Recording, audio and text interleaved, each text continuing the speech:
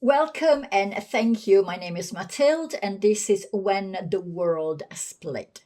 Due to the amount of material, I have chosen to read my notes. This presentation sits at the intersection of three previous lines of work I have been developing. It follows the emergence of paleophenomenology as a methodological framework. It extends the model of 6 stages of consciousness development introduced last year, and it continues an exploration that is also deeply personal.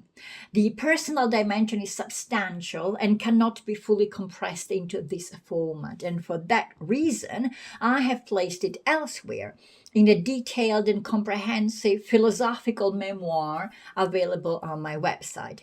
And what remains here is the conceptual architecture that emerged from that lived history. What I will present is structured through 3 mirrors, 6 stages, and 3 layers. At first glance, this can feel dense and even excessive, but each slide contains a visual guide so that at every point we can locate exactly where we are in the structure. The aim is not complexity for its own sake, but orientation within complexity.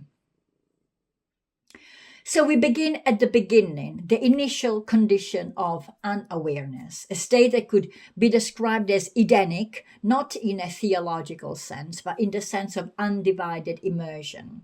There is no reflective distance here, no separation between subject and world. The experience is purely reactive. There is no commentary layer, and in this state, people, animals, objects, events exist, but they are not yet embedded in meaning. They are not yet about anything, they simply occur. From this undifferentiated field, the first rapture appears, the emergence of an invisible interiority, as in voices, dreams, reflection of self, early forms of introspection. Something begins to register that there is an inside that is not identical with the outside. And this is the first stage of awareness. From here, a split becomes possible. The recognition of an I and a thou, a relational distance basically appears. The world is no longer continuous with the self, but it is encountered. And then a further complication, as in the question of whether the invisible interiority also exists in the other, whether the other is an inside at all, whether subjectivity is singular or shared. And at this point, awareness is no longer simply of the world, but of consciousness itself as a distributed problem. And once separation is established, attention naturally expands outwards. The cosmos becomes visible not just as space, but as the vastness that can produce both awe and fear. The world is no longer only lived, it is observed. Cycles becomes apparent. Egg to chicken to egg, and seed to tree to fruit to seed. So recurrence without individual necessity. These patterns introduce a difficult realization that existence is not centered on us. Life continues without us. We are not required for the continuity of life. And at this point, the term cosmos becomes relevant in its original sense, as in order and arrangement. The act of perceiving order becomes inseparable from the act of relating to it. Meaning begins here. So pattern recognition becomes relationship. So stars, moon, the sun, the cycles of return, these are no longer only phenomena, but a structure that invite interpretation.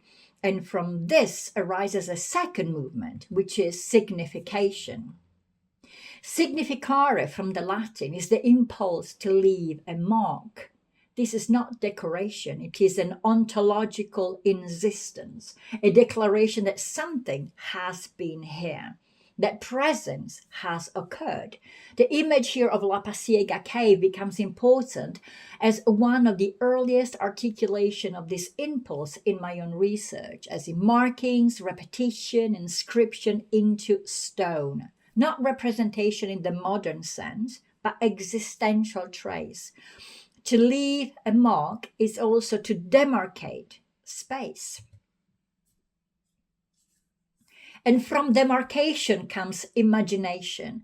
Only traces are perceived, as in animal tracks, for example, broken branches. So the mind begins to extend beyond the present. If something has passed, then something exists beyond that, what is immediately visible. Past is inferred. Future becomes anticipated, and a bridge is formed between events, and absence becomes populated of ideas.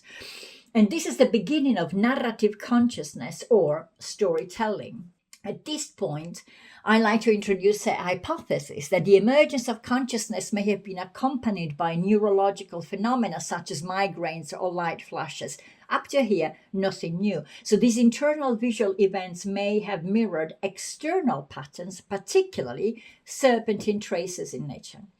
Snake-like patterns appear both internally and externally. Zigzags, movement, spirals. And across cultures, these forms accumulate meaning, as in Adam and Eve and the snake, the Kundalini tradition, serpent cosmologies in Aboriginal Australian, Central and South American mythologies, cave engravings, and snake people iconographies.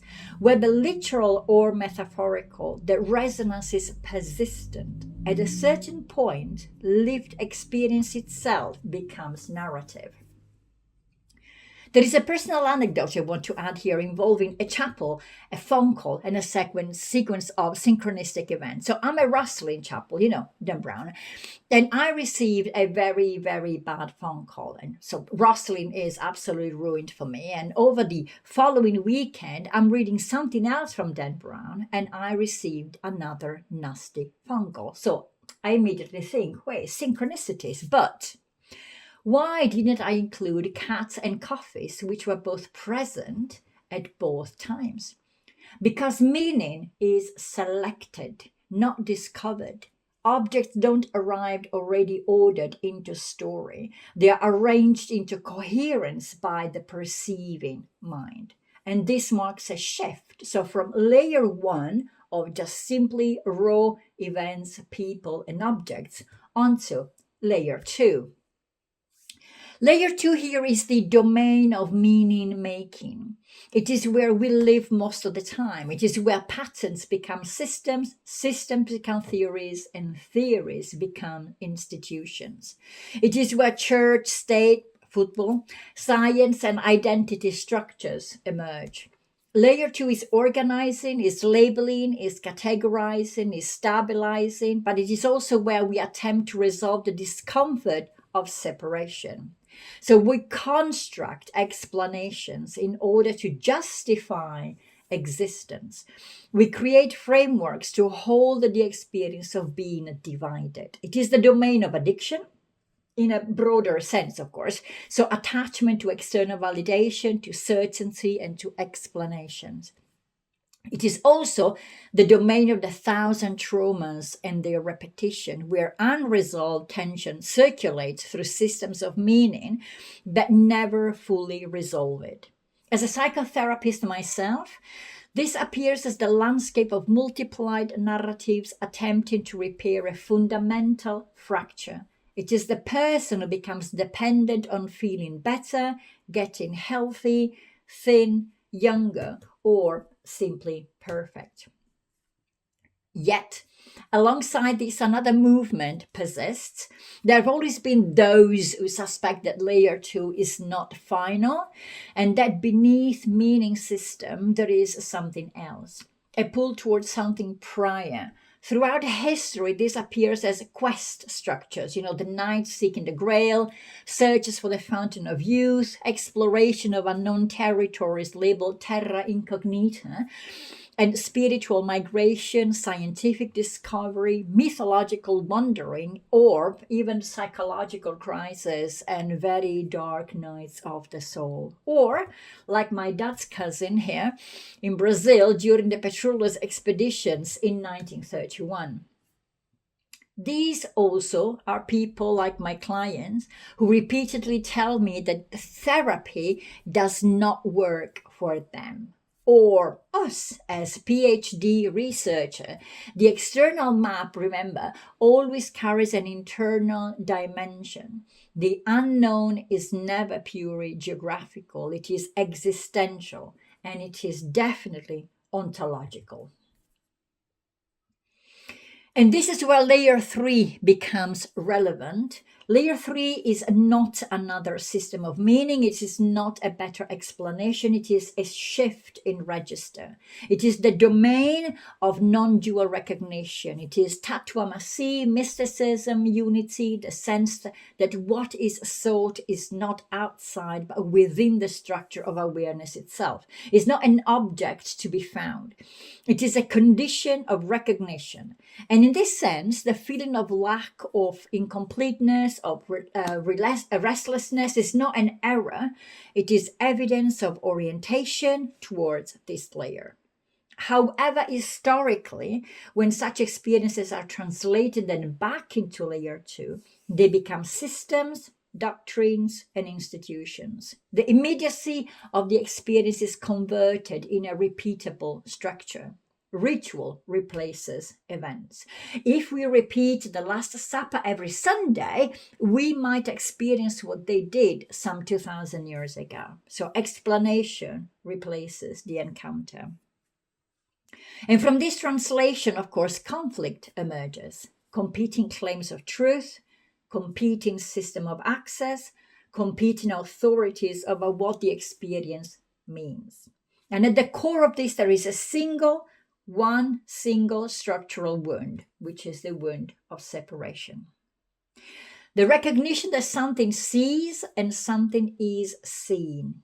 Existence becomes dependent on recognition. So how do you know that I exist?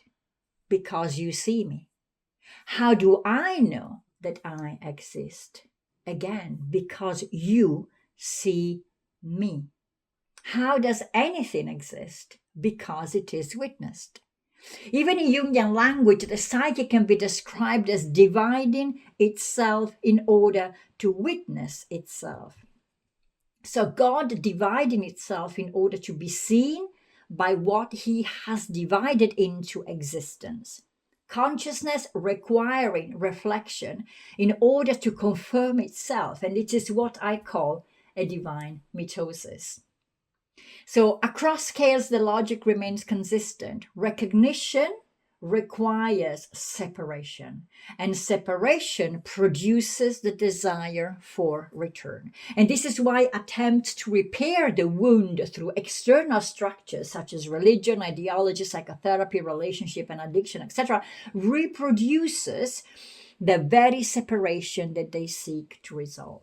And the paradox is structural, is not moral. So splitting is not an accident. It is the condition of perception itself. And yet, within this structure, recognition still occurs.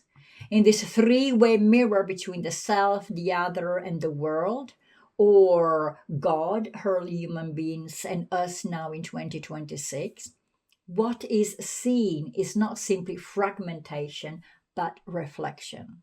And in that reflection, something stabilizes for a moment, a sense that what is being seen is not only form, but presence, not only identity, but something that precedes identity.